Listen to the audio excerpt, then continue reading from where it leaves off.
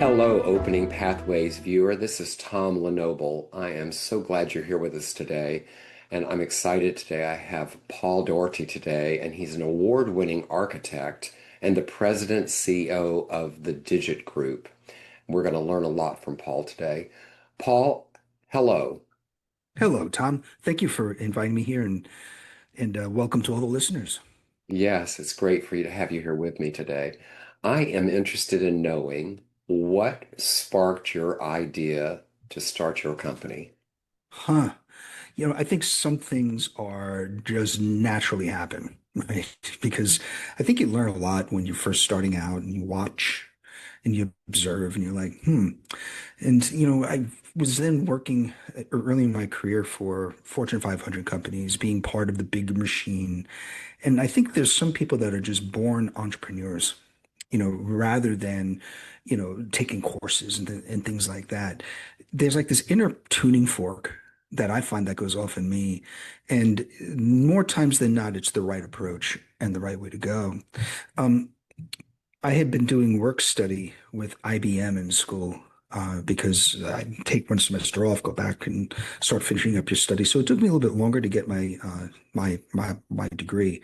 But working with IBM, especially as a person that was working with their marketing group to make sure that their trade show booths were best utilized. That's where I got my taste of technology, although I'm an architect. And it was a wonderful time of this knowledge transfer that was happening between, the world of tech and a big business like IBM, Yeah. because they were the only game in town back in the late 80s, right? So it was very cool to watch these startups called Microsoft and Adobe wanting to be seen on international business machines because then they would be validated for business. So I've had this very unique perspective of how big companies work and how entrepreneurs work. And I think a hybrid approach of that is probably one of the best things for me.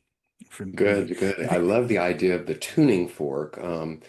Was there a moment that made you say, this is it? I know this is my path with your company? uh, yeah, that's a great question, Tom. I think there was a number of different tuning fork moments where you start. I've been very lucky to be able to follow my bliss, to take that term from Joseph Campbell, one of my favorite mentors Love out there. him. And the idea of being able to um, notice when that tuning fork is going off and what is that milestone, I think has always been one of the skill sets that I've been able to develop over the years. Some people call it instinct, that Yes. way. But, I find that, the instinct is something that you have to recognize, right? And it's not just a whim, right? There should be some calculus to it. There should be something meaty back there to go, huh, this is the moment. And one of those came when I got an email from, well, it wasn't even called email back then. Back in the back in the early 90s, some from my friends in Boca Raton that ran their PC labs for IBM. And they said, Paul, I think you'd be interested in something because you're a power user of Lotus Notes, which I was. I'm the one that kind of made OS2 Warp relevant back in the day, right? Because Notes ran better on it. And I love the collaboration of Notes because they had this thing called DocLink that would allow me to have a link passage that I didn't have to constantly rewrite things. So I could have a document inside of Notes that could be my specifications, or maybe it was the drawings. And I could have a collaborative atmosphere remotely, which was a big deal because I was coming into being a licensed architect in 1994, but my internship was working with a design build group out on Long Island. Now, Long Island is a wonderful place to grow up back in the day, but there's not enough land and too many people, meaning lots of traffic. And to go from point to point to point to visit all my sites, it could take a day or two. So I actually had compact computers, these things called luggables, that I actually had with a modem, 2400 baud, man. I was screaming, right? And I used Notes to actually connect all of my crews so that I could actually have like a central command center. Well, I got this email, and this is one of those tuning fork moments of why I wanted to go out on my own. Um, so I got the email and it said, Paul, you should really telnet over to the University of Champaign, sorry, the University of Illinois at Champaign. Download this thing called Mosaic. See what you can do with it. right? Now, I downloaded Mosaic. It really didn't work. They forgot to tell me that I need to get a windsock from some server in Australia. But I put the two together and magic appeared on my computer screen. It was a graphic user interface browser. It was not just text-based. My world changed. I saw this thing called hyperlink, which was doclink. Right. So we became a web-based organization 1 month later, got rid of Lotus Notes, and I was a web-based organization in 1992, Wow. Yeah. way early on. But again, understanding that there's a tuning fork, that this is a better way of working, which can help improve the built environment. That has been my mantra since that moment. Love it. I can tell you're taking our viewers back. I have some viewers that are right now searching fast on Chat GPT or whatever they use to find what some of these terms are and what they existed. I love it. I'm interested in knowing about your leadership style, and more specifically, was there a pivotal experience you had that defined your leadership style? Yeah. Actually, other terms, just before I get hop on that, that if they want to use ChatGPT, which is the super Google, right? Check out a thing called token ring networks and AS400s, RS6000s, and that's the world I grew up in. Wild, wild back in the day, that those were the standards, that they're all gone now because we went to openness like Ethernet and things like that for networking.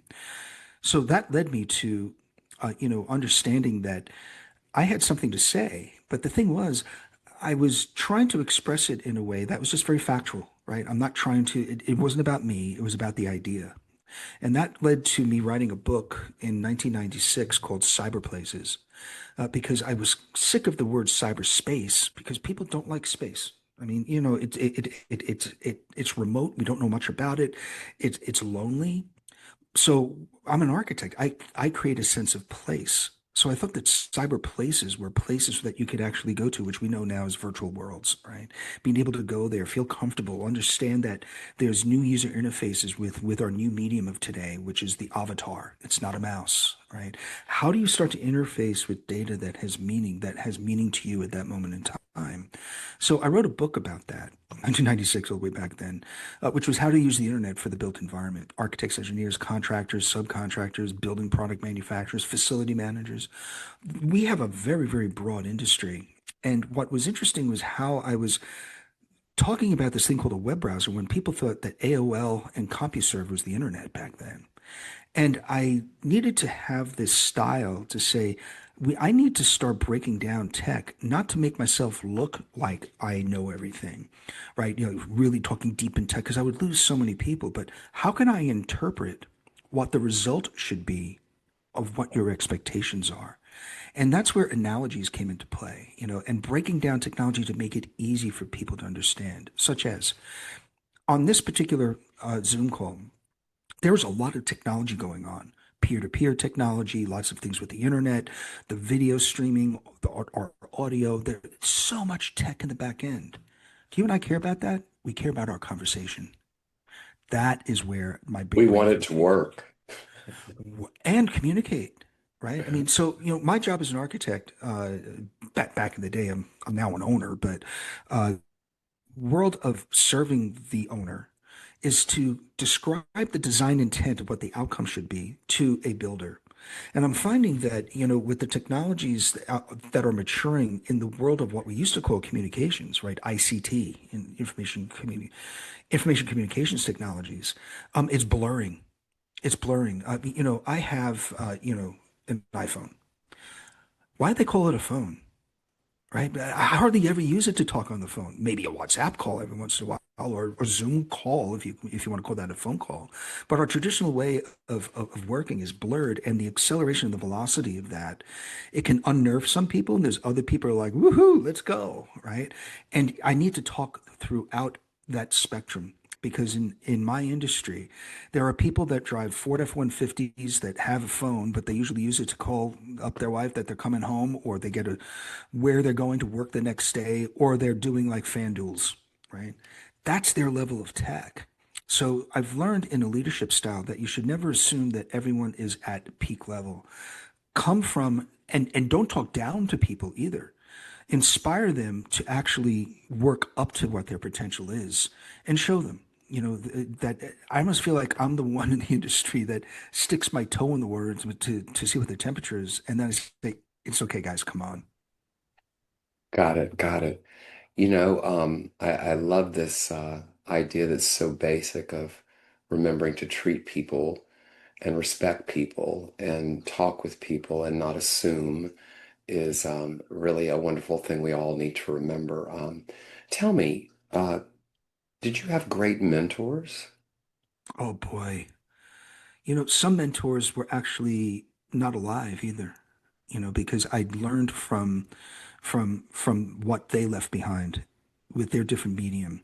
Joseph Campbell being one of them, the power of myth, right? The idea of seeing things in the epic hero story. His analogy of, Odysseus is the same story as Luke Skywalker. And you look back on it and you go, wow, yeah, I get that because I had some great English professors at university that were trying to teach me that don't look at like let's say in entertainment, a movie, never go in and assume that that's just the one storyline. There's multiple ways of taking a look at the same piece of art, that movie, that TV show, whatever. But you should go into it and look at where those journeys are. How do you start to identify different characters and what are the arcs with each one of them within the storyline? That led me into becoming a much better architect. That my storylines were moving through space and allowing people to breathe, to understand that there's something else going on here. So when I go now out to movies, I'm totally destroyed with this. I have to go see a movie like 7 times because I have 7 different ways of Yes. constantly trying to work my way through it so that those stories become richer and actually can inspire me and educate me, not just for, a specific thing like learning how to use a piece of software. No, about life. And I'm constantly learning about that life should not be separated from what you do, right? Yes, you have a role, but those roles are changing now with like machine learning into tasks. We have to understand that the things that we used to hold on to, workflows, this thing and that thing, they're all being redefined in real time, which means that I need to have a respite and look at things in 7 different ways in order then to find the truth at the moment of what's going to affect what I do. Right. And what I do, quite frankly, is like I said, I feel like the great interpreter. For some reason, I have a gift that I can see highly complex, highly technical things and make it human. I think that's where AI is actually bringing us. It's to make Hmm. us more human. And it's because we're going to be able to take the grunt stuff and actually have a co-pilot. And I mentioned that I think that Microsoft did a great job of branding their AI because co-pilot is the perfect term for how that works. A lot of people in our generation, they use things like ChatGPT, which is really, I mean, that's a form of AI, right? But it's like training wheels. It's Google Plus, right? They use it for that. But I take a look at my 2 14-year-old boys, and they use it in such a different way. They use it as a companion, something that they can trust and then go together on their journeys and their adventures so that you constantly have something that you can trust. Now, of course, there's still hallucinations out there and whatnot. So, there needs to be a bit of caution sometimes when you actually take things verbatim. But when you get to my age at this point in the experience, I could smell a hallucination a mile away, right? You know what the outcome should be, which is why I'm saying it's more of a companion where you're learning from each other in order for the AI to be trained enough so that it allows me more time so I can have conversations like this on a podcast, so that I can actually have more time to design, to actually improve the quality of the built environment. Because in our world, our Earth, there's a lot of talk about, oh, we're killing the Earth, blah, blah, blah. The Earth's fine. The Earth will be fine for, until the sun blows up. Then there's an issue. But until then, the Earth is great and we'll not have to worry about it. What we have to worry about is our existence in the environment that can Hmm. actually allow us to be human. So there's only 3 things that allow that for us to survive on this spaceship, and that is fresh water, safe food, and shelter. Those are the only things that's to survive. That's not to live. Live is a totally different thing. So I always feel like I'm in a business. Yes, it's a very large industry. It's very fragmented and whatnot, but I embrace it because I think it's a noble cause. We're doing something to keep the human species alive, right? And hopefully then take those baby steps so that we can then improve life, security, safety, entertainment. And I think one thing that I would love to see come back in business, Tom, is something that has been weaponized, and it's the word love. This isn't about Me Too. This is not anything to do with like, that element, but love in business means love of thyself, love between colleagues, love of the work you're doing, and care.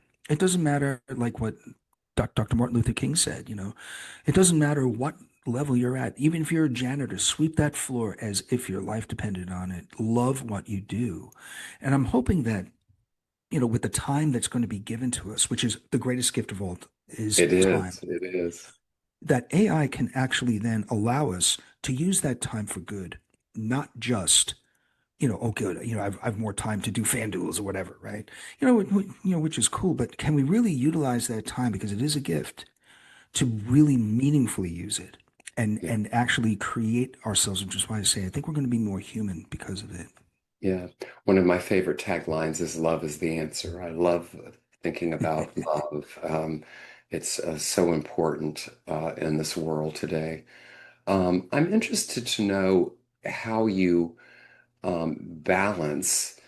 I talk to people who are leading companies, and there's an interesting tension about balancing new technology as fast as it's moving and sustainability or just keeping the lights on. Talk to us about that. Yeah, I think that one piece of it, well, a few things. The technology core that we've grown up with is quickly becoming obsolete. Um, when you're a startup and you're dealing with software, it used to be first mover advantage was everything. You had an innovation that did something that no one else did. It was very unique. And you went out there and got as much market share as possible because then the threshold to actually break into you became so high that you made it big, right? You did it. Now, if you're using AI as a startup, you're dead if you're a first mover because people are just going to hop on top of it and all of a sudden they become, well, deep seek. There's a great example of it, right? Now, is it always going to be that way? I think as we mature, that AI is not the answer. AI is not a standalone thing, but it's part of a process. And that process is bringing about this term singularity. So when I balance all the new things that, I can't be the shiny key guy. You got to lead these organizations. Um, for instance, my organization is actually boutique. I'm a little under 58 people worldwide, but we account for some of the largest projects since the end of the Roman Empire. And that's how we actually then, as an organization, we create our webs, things that we hire the right people. We actually partner with people. We create special purpose vehicles. We don't have to own everything. We don't need to become a Fortune 500, 80,000, person firm. What I think I'm proving is that even if you're small, your influence in what you do, you can expand and scale like we've never had the ability to do before with the proper governance, with the proper ways of exploring new ways of working because of the speed of what these tools are bringing. So the balance that we see is that we need to always keep in mind that the shifting of the sands means that there's opportunity around every corner Yes. that keeping on the pathway of, well, this is just a fad, it'll fade. I was told the internet was a fad when I wrote my book. So, good luck with that. There's a place in the world for the Amish too, right? But what I'm finding is that the the ability to trust your instincts and trust that new business models need to be not just adopted but adapted to how you work, that the change management, the digital transformations of everyone is going to be based upon that leadership. So it is not, planning out for the next 10 years, and this is exactly how things are going to be. No, what we want are goals. Our goals are to create a better built environment for people, that I want to leave the world better than when I entered it. It's those ideals that become the plan. And then the plan on how to get there becomes very, very obvious, such as, do I really need to look at that particular piece of technology? It's interesting. It's cool, but is that really going to help those goals, those causes? So, our strategic plan is really based upon, those visions and those missions, and then stick to them. They shouldn't just be words that you put in ChatGPT and it looks really good because it's wordsmithed, right? That's not what it is. Do you believe it? Are you authentic? Are you passionate about it? Because if you are, you can ask the consequential questions. And that's how I run the business. I may not have all the answers right away, but you ask the consequential questions, not just any questions, the consequential ones, those answers will emerge, sometimes quicker than you think. Yeah. I find that people who live from a space of um, what happened or looking back on the way it was, um, they're not only not in the present of what's happening in the moment of their life, but they are missing out on what's coming because, as you just said, the sands have already shifted. Are you going to shift away with them or shift forward with them? And it's an interesting thing to discuss with people. I'm curious, Paul, when the stakes are really high, how do you make decisions? By doing something that one of my favorite ice hockey players said, and I played ice hockey, still do to this day. Love the game, love the sport, love the participation. But what Wayne Gretzky said was, you never go skating to where the puck is. You go to where the puck is going to be, Mm, which means that you and that's how he played his game. He knew the puck was going to be there, so he was one, two, three steps ahead, so that he was always in motion and ready to score. And when you take that philosophy into business, when you take it into your lifestyle, it becomes a very interesting way of thinking that things are not out of control. Oh, I can't control that. Yes, you can, because again, if you can see where these dots are happening, or almost like a ping pong machine, a pinball machine, right? About, the ball's going to be there because of the angle of where that rubber stopper is, and it should go over here, so I know to hit the side buttons to make the ball go back up. That's business today. You cannot anticipate every answer, but as long as you know where the ball is going to be, find yourself there. Because at the end of the day, then you're not chasing trends because you'll never get there. But be true to yourself, be authentic. Really understand that sometimes it's okay to ask for help because not everyone is you know has all the answers. But collectively, we can actually piece in those pieces that can at least clarify where we're all going. And that's another big piece. This world. So I grew up in New York City, and it is the capital of scarcity, right? Where even when you're going to work, you're trying to get ahead of a guy by like 2 inches, right? And it becomes almost like this obsession with there's only a finite amount of pie, and I'm going to grab as much as I can because yes. screw, it's a doggy dog world. Screw yourselves, right? We're going to run That's out of pie. And we're going to right. run out of pie, right? Yet, I've learned over time, actually through a wonderful gentleman named Marbu Dennis, who's one of my business partners. And he comes from the purity of abundance, that we really need to take that on as a philosophy, not just as an industry, but as business. I'm talking about the industrialized world, because we've forgotten that paying things ahead, understanding to be kind is okay. That's not a sign of Yes. weakness, right? Being able to do the right thing and feel good about it actually creates an energy, and almost like this existential energy that will provide you your pathway through the minefields. Because at that point, we're learning from each other, right? And starting that trust. And unfortunately, there are people in certain businesses and certain geographies and whatnot that they would take that and trying to take advantage of it. So my balance, right, is not so much, new technologies and budgets and how to, that stuff is kind of fun. That's just the game.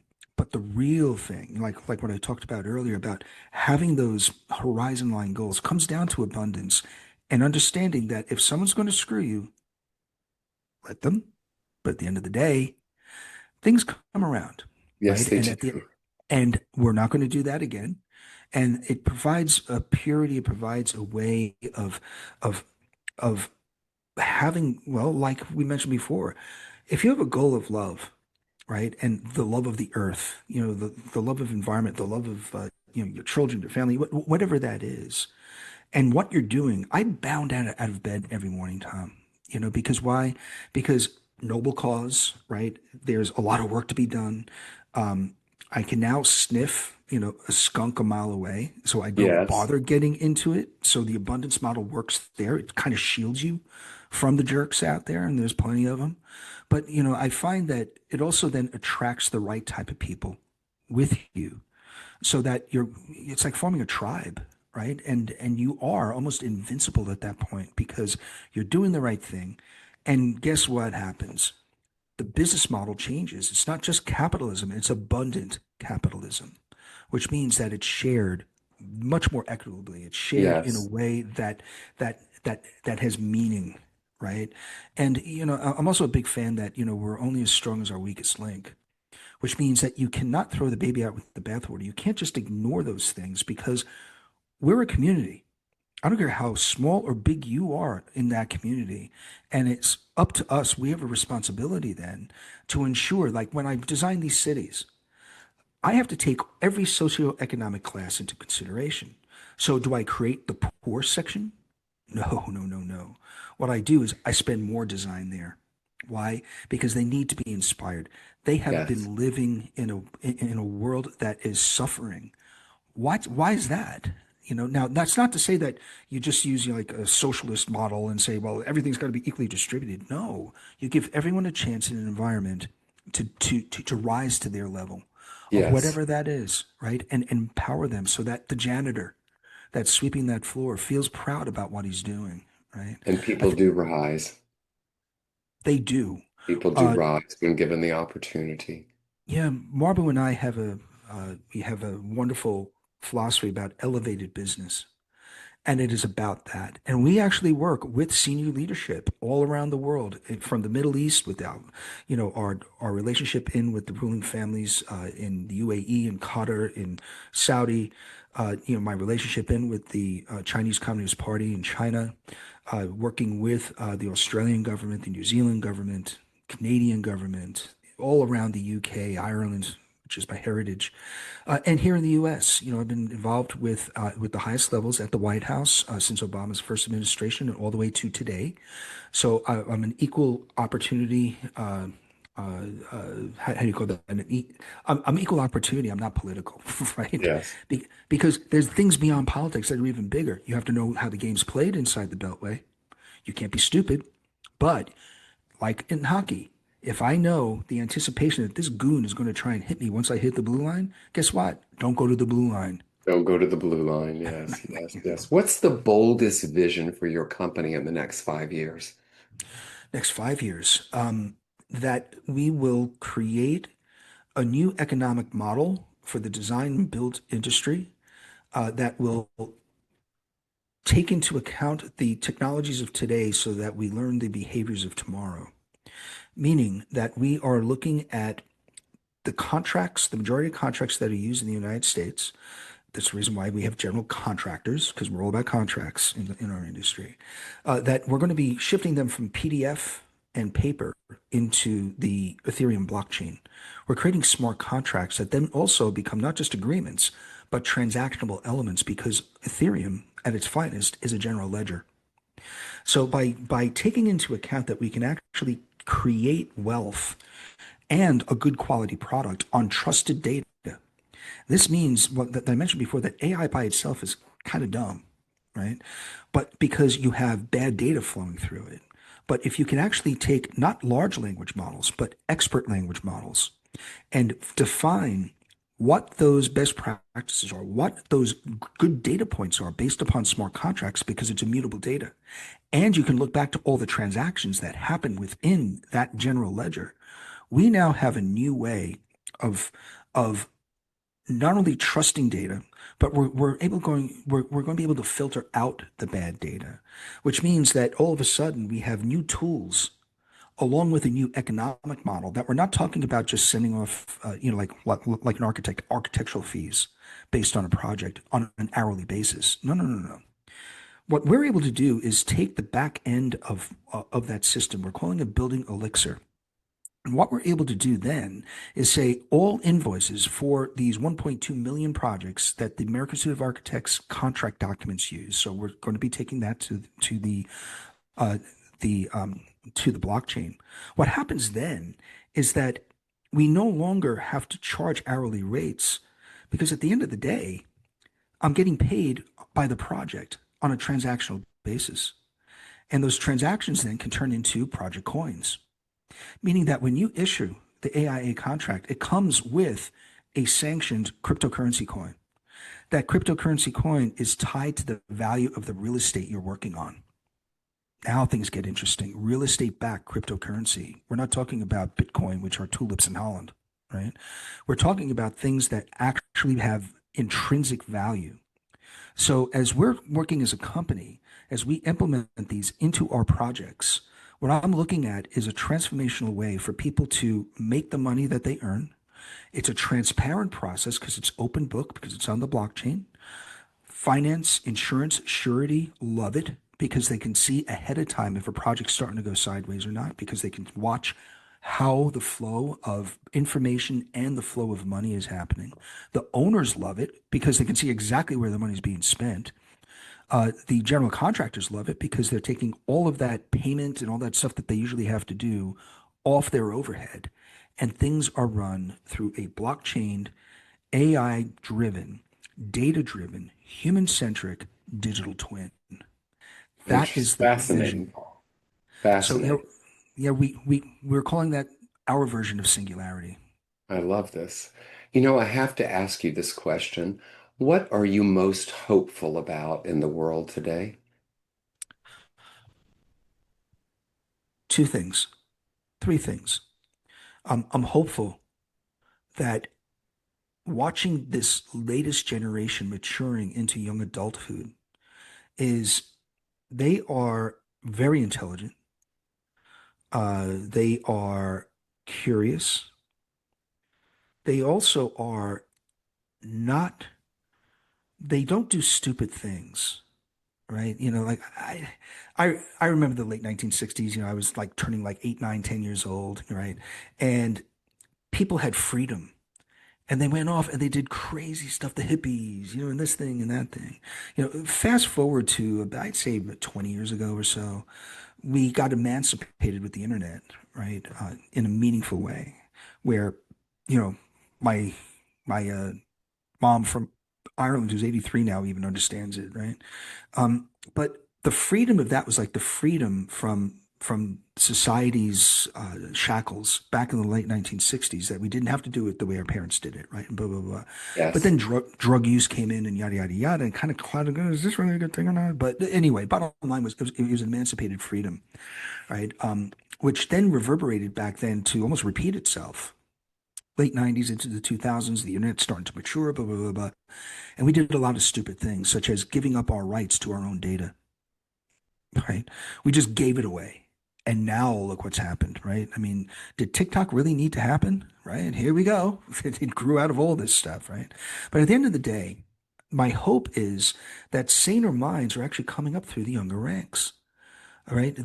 They have a vision of the world that is, it's not MAGA.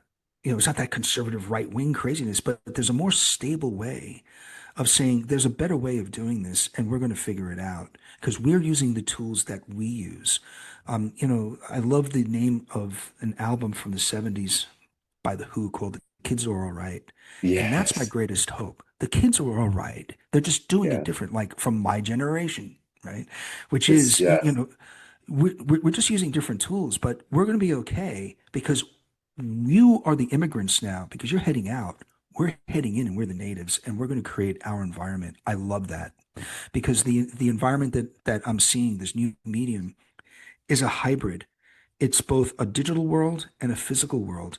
And where those touch is where the magic's going to happen. Yes.